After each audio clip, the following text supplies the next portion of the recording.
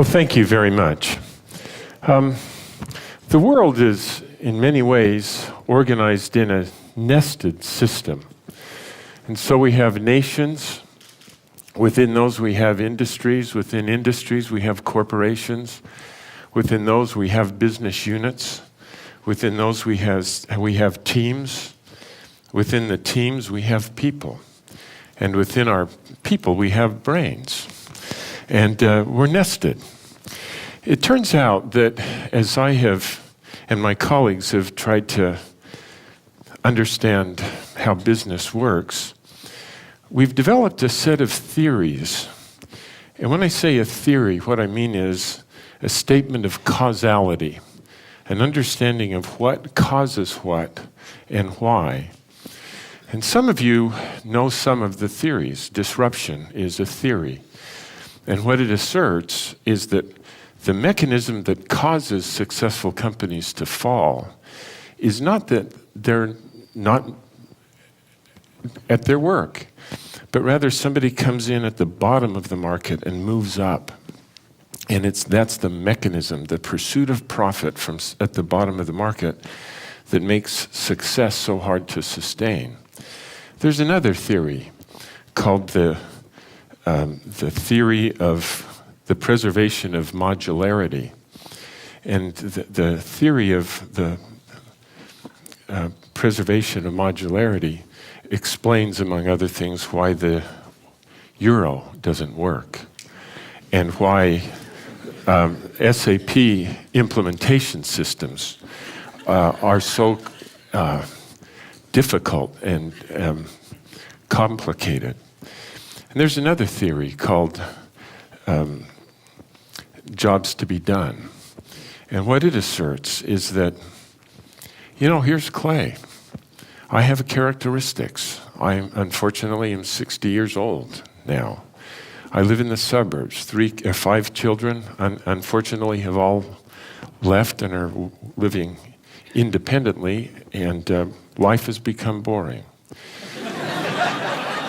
But the fact that I have those characteristics doesn't cause me to go out and buy the New York Times. There might be a correlation between my characteristics and the propensity to buy the New York Times, but the characteristics don't cause me to do anything. What causes us to do something is there's a job that arises in our life, and we have to get the job done. And what causes us to buy a product or a service is we have to reach out and find something that can do the job and pull it into our lives. And that's the causal mechanism behind a purchase, is understanding what's the job. And the insight there is that the customer is the wrong unit of analysis. It's the job that we need to understand. So these are all theories, and some of you know those and a number of others from our research. What we have learned, and inadvertently in many ways, is that these statements of causality apply at every stage in this nested system. And so the theories help us understand why nations lose their competitiveness, why Japan was so successful and then died, for example, and why America finds it so hard to regain our momentum. And that goes all the way down to the point of teams. Well, a number of years ago in my course at the Harvard Business School, in this course we study these theories, try to understand them, then put these theories on like a set of lenses and examine companies or economies or industries, and try to understand, can we understand why things are happening the way they're happening and what actions would lead what results. At the end of the course on the last day, rather than asking them to just put on these lenses and examine yet another company, I asked them to look in the mirror and ask them, can you explain why your life is the way it is today because of these theories? And can you predict what will happen in your life if you continue to do what you are now doing.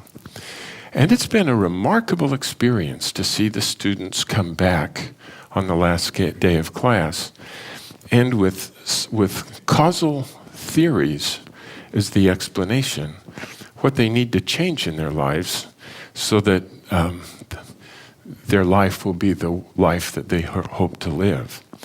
And I thought I'd just offer a couple of these in the hopes that as entrepreneurs and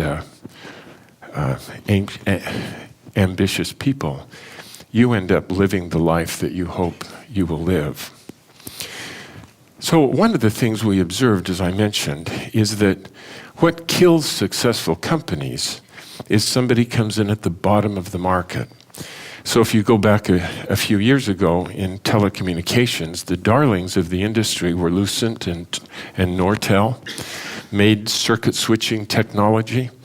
And this rusty little or small company, not very consequential, called Cisco, emerged.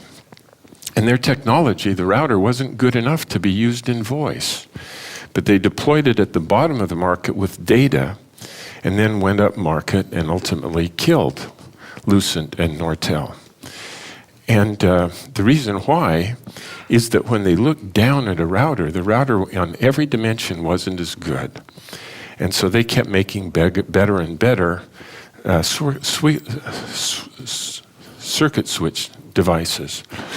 And we ask ourselves, I wonder who decided at Lucent that they should go out and get killed? And when was the date on which they decided they would get killed? And the answer, of course, is that nobody made the decision. In fact, what happened is all the individual people in a very successful organization did everything right. But because they did all of these things independently in what made sense in those circumstances, when it summed up to disaster. Well, the reason why it sums up to disaster is they're trying to maximize their profitability. And typically, the way you calculate profitability, tomorrow's investments that pay off tomorrow go to the bottom line and are much more tangible than investments that pay off 10 years from now. Well, when I go back to my graduating classes, I graduated from the MBA program at Harvard in 1979. We have a reunion every 5 years. When we came back for our 5th reunion, man, everybody was happy. Most of our classmates had married people who were much better looking than my classmates. They're doing well in their career. But as we hit the 10th and 15th and 20th and then the 25th anniversaries, oh my gosh, my friends were coming back not happy with their lives. And very many of them had gotten divorced, and their spouses had remarried, and they were raising my classmates' children on the other side of the country, alienated from them. And I guarantee that none of my classmates ever planned when they graduated from the business school to go out and get divorced and have children who hate their guts and are being raised by other children. And yet a very large portion of my classmates actually implemented a strategy that they never planned to do. And it turns out that the reason why they do that is the very same mechanism, and that is the pursuit of achievement. So everybody here is driven to achieve. And when you have an extra ounce of energy or 30 minutes of time, instinctively and unconsciously, you'll allocate it to whatever activities in your life give you the most immediate evidence of achievement. And our careers provide that immediate evidence of achievement. We close a sale, we ship a product, we finish a presentation, we close a deal, we get promoted, we get paid. And our careers provide the most very tangible, immediate achievement. In contrast, investments in our families don't pay off for a very long time. In fact, on a day-to-day basis, our children misbehave over and over again. And it really isn't until 20 years down the road that you can look at your children and be able to put your hands on your hips and say, we raise great children. But on a day-to-day basis, achievement doesn't at hand when we invest in relationships with our family, with our children and our spouses. And as a consequence, people like you and I who plan to have a happy life, because our families truly are the deepest source of happiness in our lives, find that although that's what we want, the way we invest our time and energy and talents causes us to implement a strategy that we wouldn't at all plan to pursue. And so I wanted to just offer that one as something to think about. The reason why successful companies fail is they invest in things that provide the most immediate and tangible evidence of achievement. And the reason why they have such a short time horizon is that they are run by people like you and I. And we then apply that very same thinking process in our personal lives with sad results. Let me just offer another thought that might be useful. I was driving to work a number of years ago, early, and when I was on Huron Avenue in Cambridge, I just had a feeling that something important was going to happen to Clay Christensen, and I was going to be given a much more consequential business opportunity than I have just as a plain old professor. And a couple of weeks later, somebody who was in that position announced that he was leaving, and I put two and two together and decided, gosh, it sounds like for whatever reason, I just had this feeling that I'm going to be his replacement. So the day came, and they chose another person. And I wondered, why did I have that feeling that an important thing was going to happen to me? Did the people kind of lose guts, or I don't know. But I wrestled with how will they measure Clay Christensen's life? You know, if they're going to not make me the leader of a large institution, how do I know whether my life has been worth living? And again, how will I measure my life? And I realized that I studied this for a long time, and I reached the strangest conclusion that God doesn't employ accountants or statisticians. And what I mean by that is because you and I have finite minds, when we try to understand what's going on in the world, we have to aggregate things. So in your companies, you can't keep track of every individual invoice. And so you have to aggregate all those up so that you have receivables and payables and revenues. And you can't keep track of every element of cost. And so you have to aggregate all that up into total cost categories. And then you subtract that from this, and there's a number.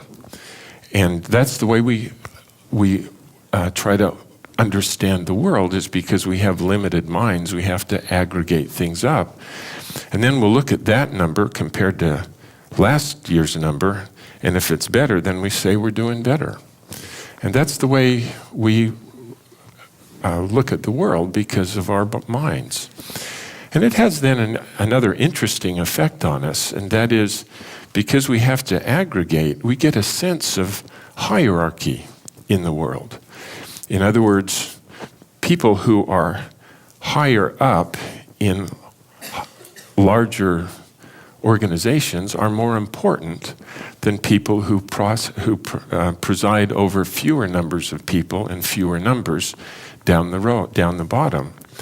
And so we get this sense that people who achieve in a hierarchical sense, their lives will be judged somehow is better having lived than those below.